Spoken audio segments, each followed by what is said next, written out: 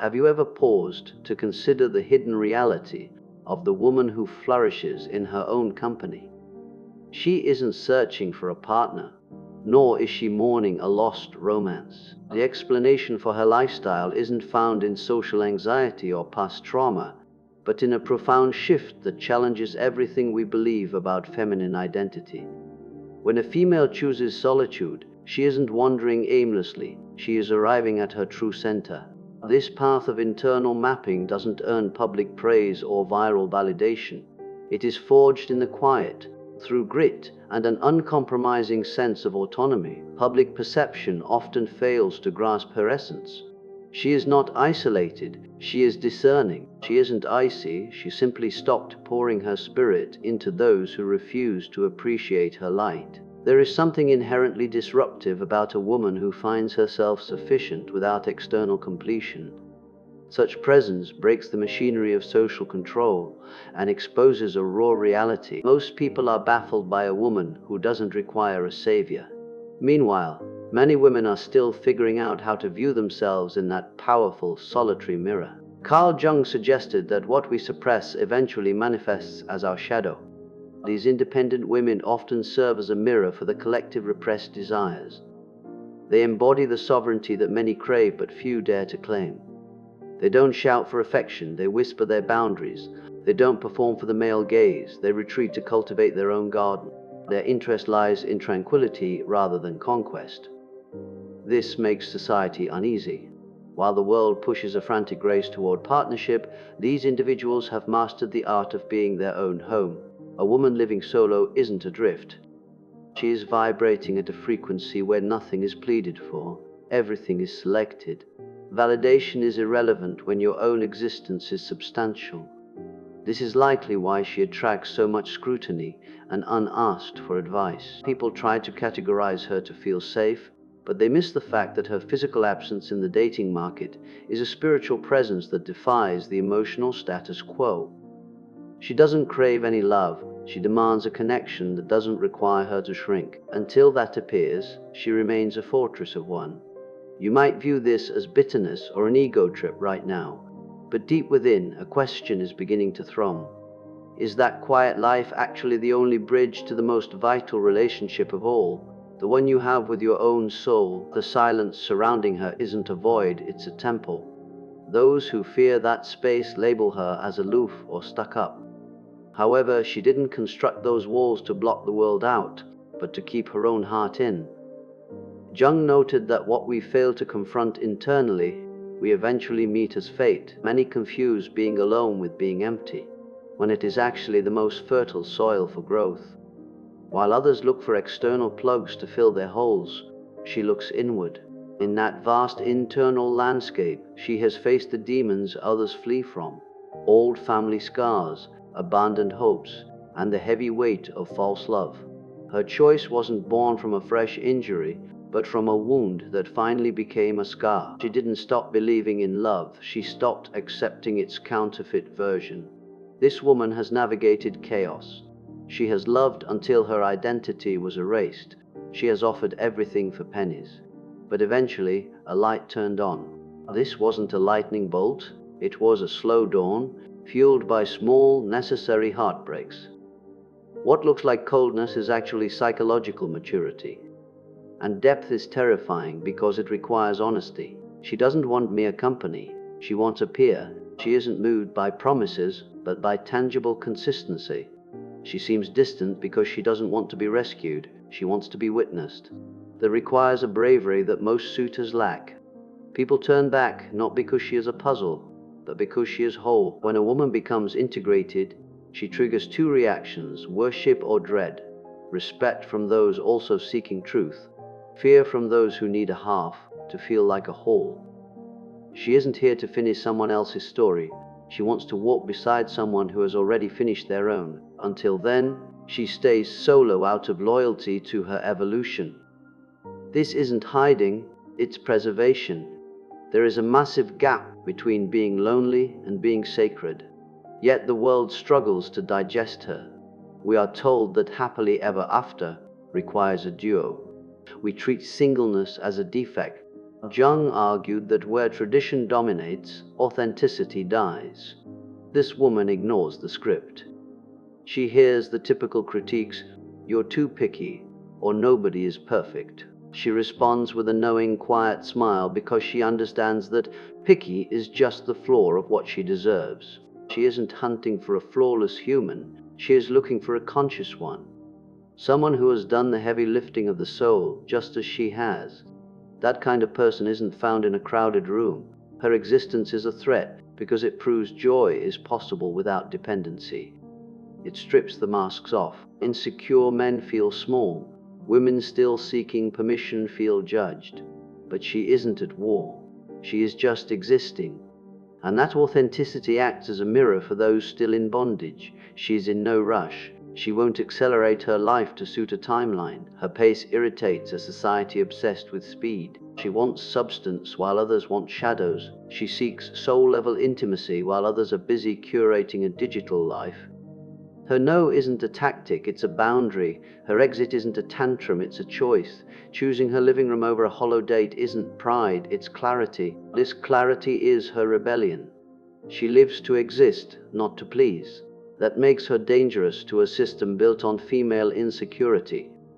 Perhaps the most rattling thing is the peace she radiates. Jung taught that looking inward leads to awakening. Her journey was a brutal stripping away of masks and the dismantling of emotional codependency. She no longer lets the world define her. She sees herself through her own lens, and that shifts the gravity of her entire life. Have you ever wondered if your solitude is a failure or a promotion? Have you felt the weight of explaining why you are alone? She has been there. She once feared she was broken because she didn't fit the couple archetype. Then she realized it is better to be solo than to be a ghost in a marriage. That day, she signed a contract with herself. Never again would she settle for a smaller version of her life. Her path isn't a straight line. She has nights of longing and moments of doubt, but there is a power that grows with every conscious no.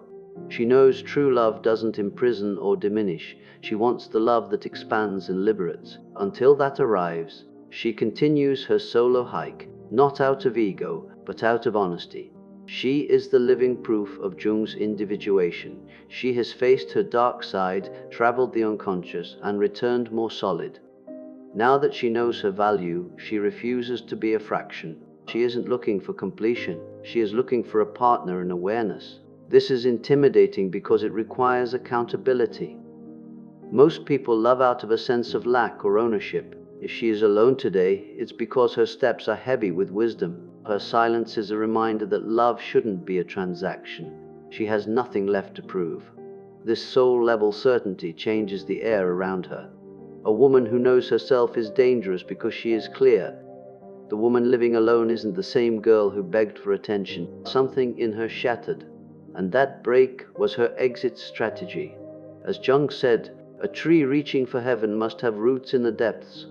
She has visited her own personal underworld. She confronted ancestral pain and broke the cycles of those who came before. She stopped trying to fix men or earn love through labor. When she raised her standards, the world called her wrong. She didn't flinch. She grew invulnerable because someone who has survived their own darkness doesn't fear a quiet house. She warms herself with her own fire. She isn't unreachable. She is just uninvadable. There is a difference between being open and being a doormat. She opens for truth, not performance. Her intuition is a razor. She can smell a lack of depth a mile away and won't hesitate to leave the table. Her change is archetypal. She has tapped into the ancient truth that women are meant to overflow, not serve. She is a sovereign soul. Though she walks alone, she is in communion with her destiny.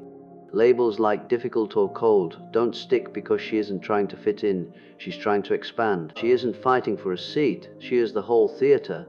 She doesn't wait to be picked, she decides. This flips the script on those who want to control her.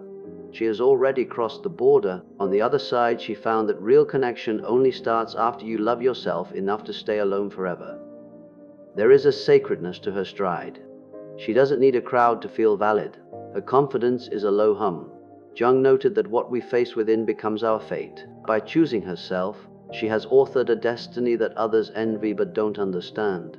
She has stopped filling the gaps with empty promises. She doesn't beg for a spot in anyone's schedule. If the invitation isn't sincere, she stays home. She isn't angry, she is dignified. She has been lost too many times to let the same map lead her astray. What people miss is that she still believes in partnership. She still wants to be held and known, but she wants it without the cost of her soul, fitting into small boxes. Now, she only shows up where there is room for her whole self. This takes a maturity that goes beyond flowers and dinners. It takes consciousness. It takes someone who has looked to their own shadow and still chose to be kind. She isn't seeking a fairy tale, she is seeking a soul alliance. She wants a love where her essence doesn't need to be edited. A bond where neither side dominates, where both can shine without dimming the other. If that's too much to ask, she is happy to wait. Many call this arrogance, but it's actually the highest form of self-respect. We are seeing a new archetype, the woman who traded the superficial for the deep, who chose respect over being merely desired, who realized that real love never asks you to give up who you are. When a woman gets this, the world shifts. Her presence speaks louder than her voice. The energy in the room changes. This isn't magic, it's weight. The weight of someone who survived an inner war and chose peace. She didn't kill her fears. She learned to walk them like pets. Jung would say she found wholeness by integrating her darkness. She doesn't reject men, she rejects lopsided dynamics. She wants a love that accepts her storms and her silence. She knows those who only love the nice parts don't know love at all. She is too complete for halves, too wild for cages, too deep for the shallow, and she is strong enough to stay this course even when it's lonely. This is the journey of the awakened, trading a quick like for a permanent truth. The world is scared of her. A woman who doesn't need, who doesn't bow, who won't be shaped. She breaks the invisible contracts that say a woman's value is tied to her relationship status. By rewriting her story, she lights a path for others that is revolutionary. So she keeps walking. Sometimes through tears, but always on solid ground. She isn't alone, she is with herself. And after all she's been through, that is plenty. Any love that follows won't be a rescue mission, it will be a party. It won't fill her, it will spill over her. When she walks alone, society tries to pull her back. But she feels the alignment in her bones. It's the wisdom of individuation, becoming who you are without the mask. When that happens, the outside world loses its grip. Her truth is quiet. It's in the way she closes a door, in how she leaves a room that no longer serves her, in the peace of her solo smile. She found that solitude isn't a sentence, it's a vow. An awakened soul does not beg, it simply is. The world will keep offering plastic substitutes, but she has seen reality. It's not about finding a man, it's about never losing yourself again. This realization changes everything. Lack becomes choice. Pain becomes a teacher. You can feel that spark inside you right now. Maybe it's a memory or a hope for who you are becoming. Something in you is outgrowing its old skin. If you are ready for a love that starts with you, don't ignore that pulse. If this resonated, share it with a sister who needs her strength back. Like this video and join the Winds of Thought community.